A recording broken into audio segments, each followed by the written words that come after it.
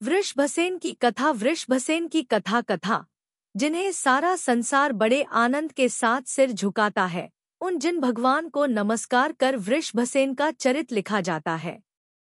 उज्जैन के राजा प्रद्योत एक दिन उन्मत्त हाथी पर बैठकर हाथी पकड़ने के लिए स्वयं किसी एक घने जंगल में गए। हाथी इन्हें बड़ी दूर ले भागा और आगे आगे भागता ही चला जाता था। इन्होंने उसके ठहराने की बड़ी कोशिश की, पर उसमें ये सफल नहीं हुए। भाग्य से हाथी एक झाड़ के नीचे होकर जा रहा था कि इन्हें सुबुद्धि सूझ गई। वे उसकी टहनी पकड़कर लटक गए और फिर धीरे धीरे नीचे उतर आए। यहाँ से चलकर ये खेट नाम के एक छोटे से पर बहुत सुंदर गांव के पास पहुँचे। एक पनघट पर जाकर ये बैठ गए।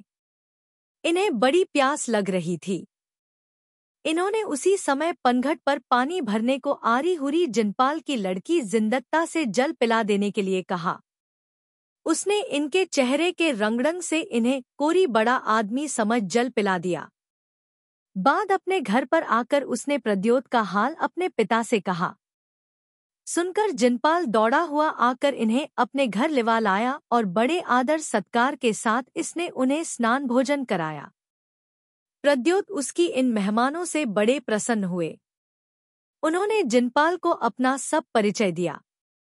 जिनपाल ने ऐसे महान अतिथि द्वारा अपना सब पवित्र होने से अपने को बड़ा भाग्यशाली माना। वे कुछ दिन वहां और ठहरे। इतने में उनके सब नौकर चाकर भी उन्हें लिवाने को आ गए। प्रद्योत अपने शहर जाने को तैयार हुए।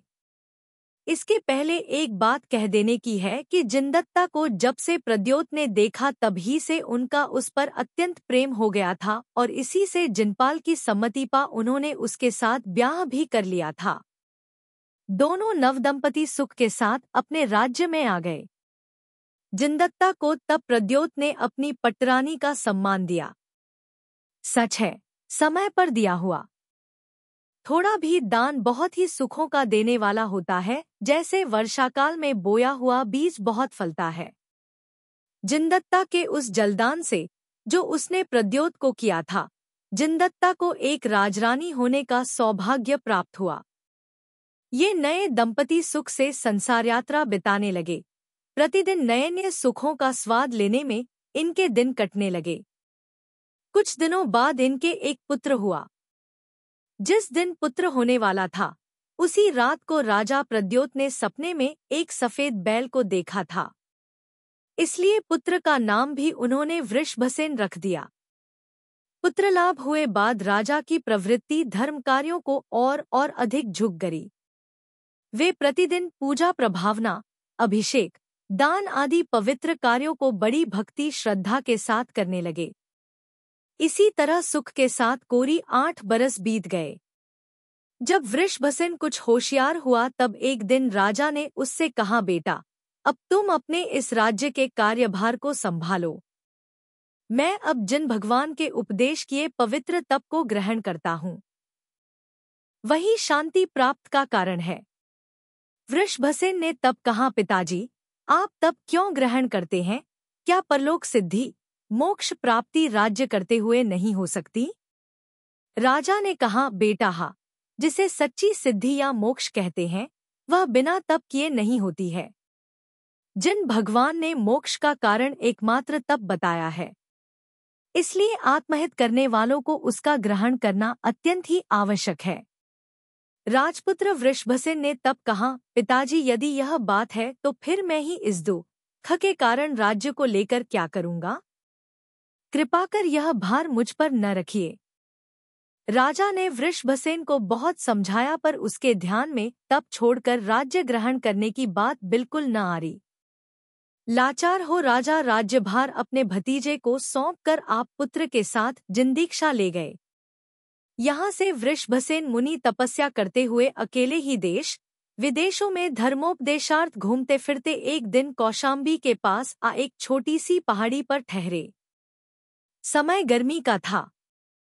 बड़ी तेज धूप पड़ती थी। मुनिराज एक पवित्र शिला पर कभी बैठे और कभी खड़े इस कड़ी धूप में योग साधा करते थे। उनकी इस कड़ी तपस्या और आत्मतेज से दीप्ते हुए उनके शारीरिक सौंदर्य को देख लोगों की उन पर बड़ी श्रद्धा हो गई। जैन धर्म पर उनका विश्वास खूब दृढ़ जम गया।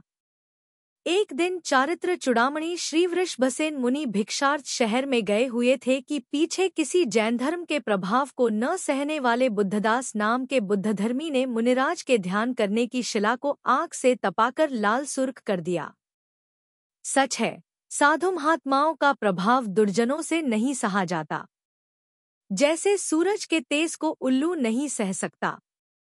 जब मुनिराज आहार कर पीछे लौटे और उन्होंने शिला को अग्नि की तपी हुई देखा, यदि वे चाहते, भौतिक शरीर से उन्हें मोह होता है तो बिना शक वे अपनी रक्षा कर सकते थे। पर उनमें यह बात न थी। वे कर्तव्यशील थे, अपनी प्रतिज्ञाओं का पालन को सर्वोच्च समझते थे। यही कारण था कि वे सन्यास की शरण ले उस आग से धधकती शिला पर बैठ गए।